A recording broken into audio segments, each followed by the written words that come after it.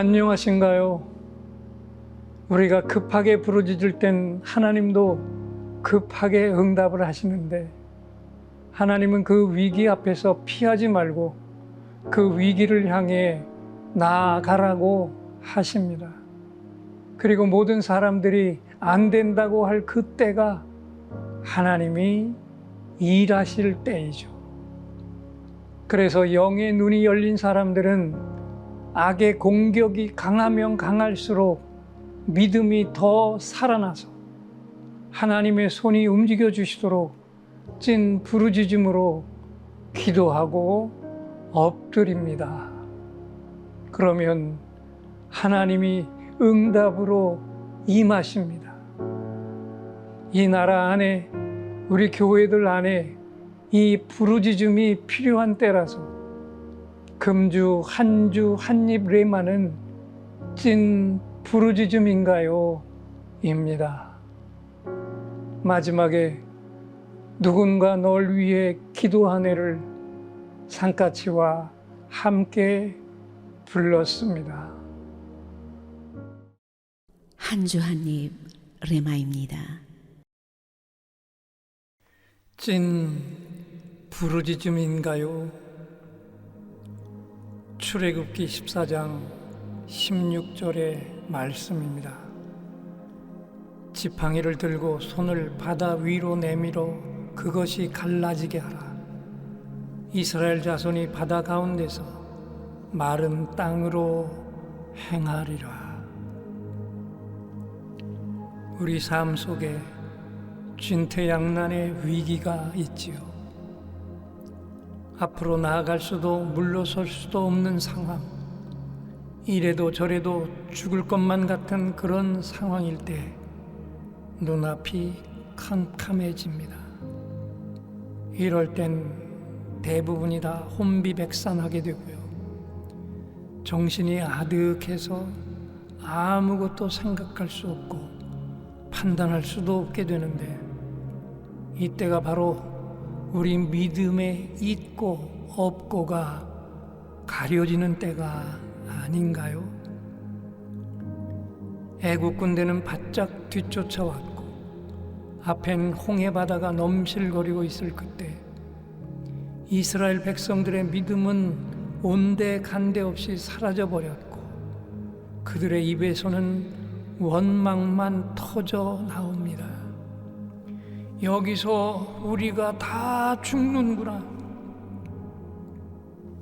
모세조차도 여호와 하나님을 부르짖을 뿐이었지요. 그러나 가장 다급할 때 찾고 부를 이름을 기억하는 이것이야말로 믿음의 가장 큰 증거가 아닌가요? 중요한 사실 하나, 하나님의 백성들이 급하게 부르짖으면 하나님도 급하게 응답하신다는 진실입니다. 이렇게 말씀을 하십니다. 백성들에게 명하여 앞으로 나아가게 하라. 이 백성들이 얼마나 기가 막혔을까요? 바다를 바라보고 있는데 바닷물 속으로 나아가라 하십니다. 그런데 정말 중요한 사실 하나, 믿음의 길이 바로 이런 길이라는 것입니다. 위기를 만났는데 위기를 피하라고 하지 않으십니다. 위기가 코앞인데 그 위기를 향해서 나아가라고 하십니다.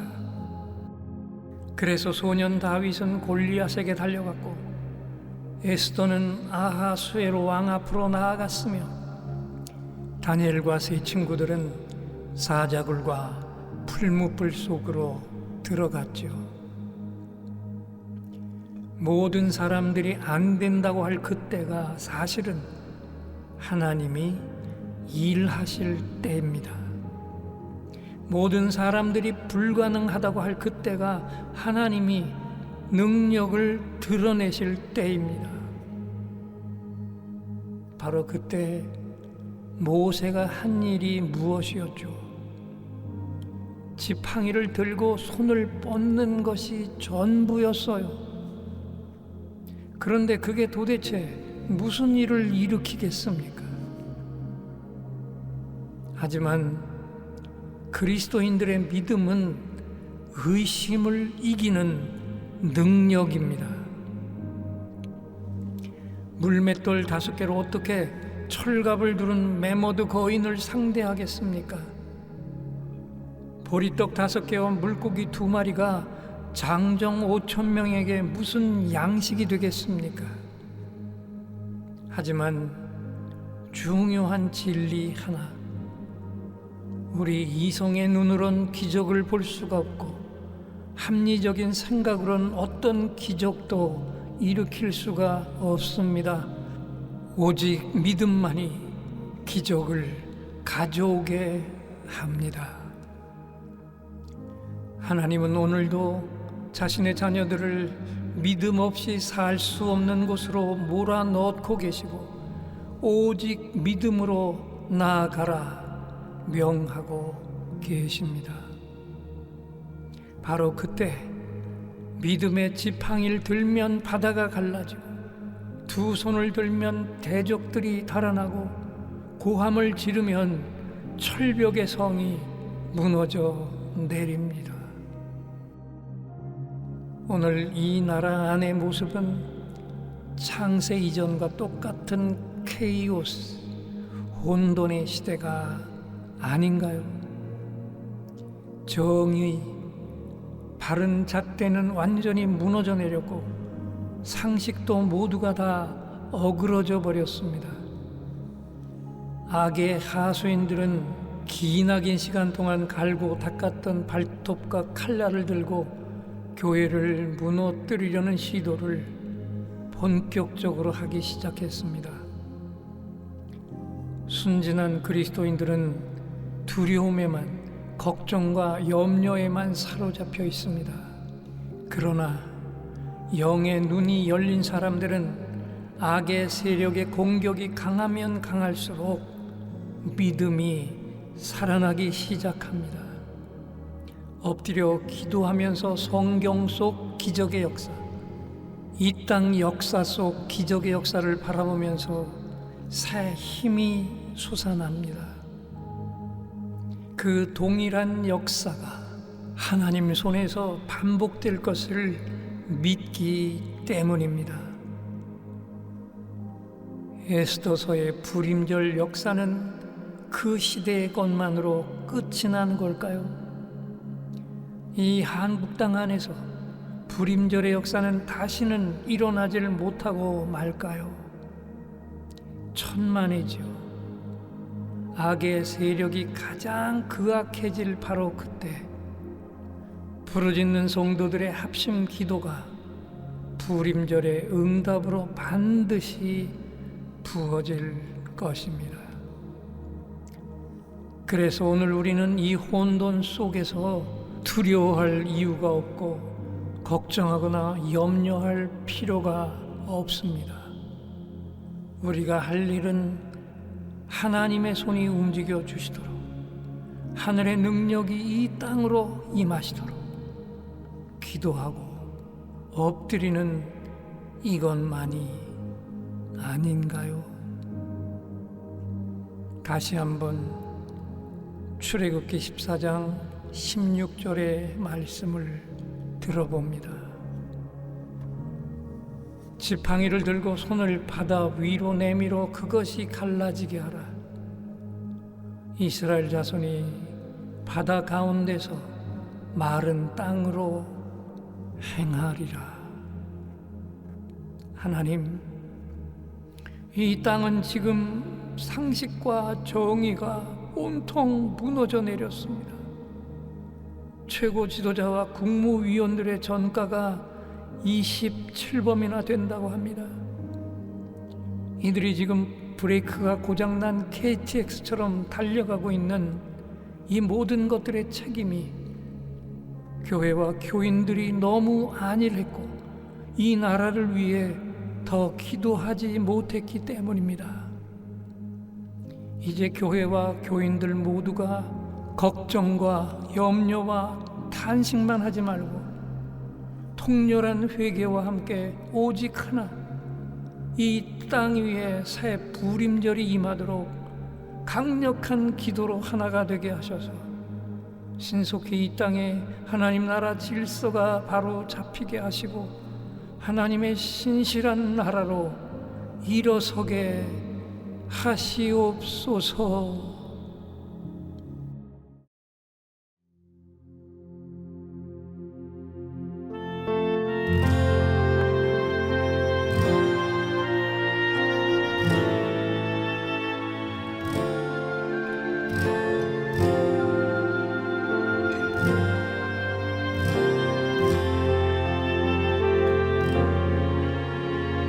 당신 지쳐서 기도할 수 없고 눈물이 빗물처럼 흘러내릴 때 주님은 아시네 당신의 약함을 사랑으로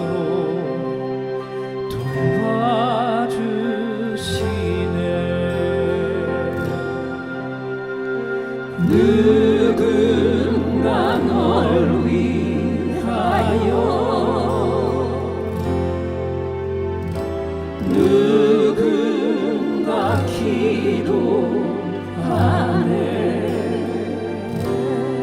내가 홀로 외로워서 마음이 무너질 때 누군가 널 위해 기도하네.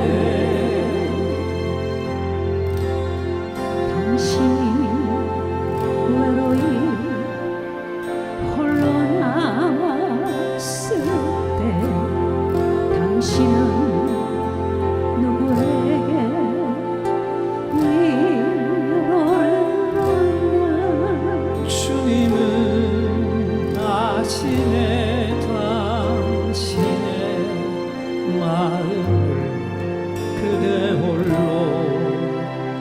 잊지 못함을. 조용히 그대 위해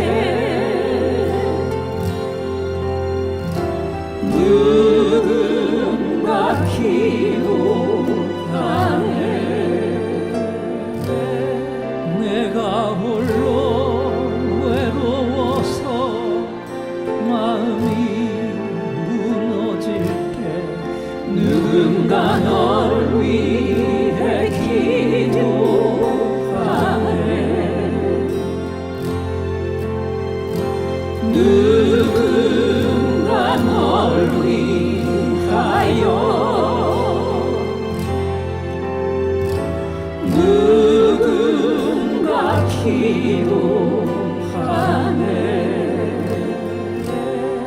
내가 홀로 외로워서 마음이 무너질 때 누군가 널 위해 기도하네.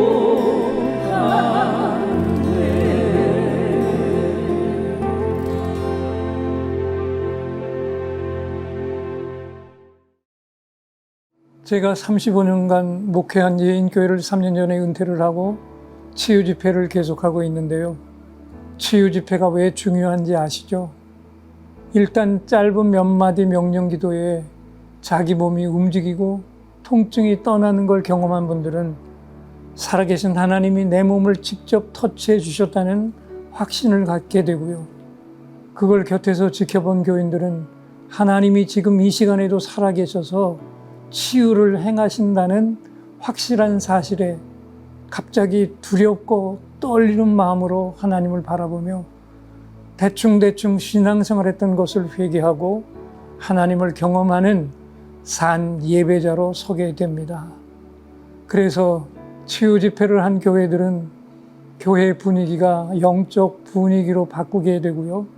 살아계신 하나님이 직접 안수하여 세워주신 담임 목사님을 하나님의 찐 종으로 여기며 앙금이 있던 것들을 다 털어내고 목사님의 진실한 목회 파트너로 서게 되면서 담임 목사님의 하루하루가 기쁨과 감격과 행복이 넘치는 삶으로 바뀌게 된다는 놀라운 사실입니다.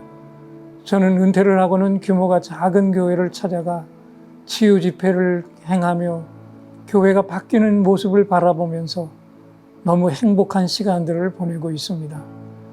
성장이 멈춘 교회가 다시 살아나서 목회자와 교인들의 영적 교감이 충만한 교회가 되고 목회가 날마다 기쁨으로 넘쳐나기를 원하시는 목회자께서는 주저하지 마시고 전화부터 주십시오.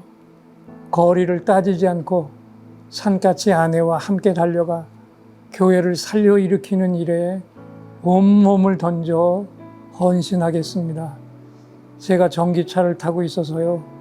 사례비를 크게 염려하지 않으셔도 됩니다.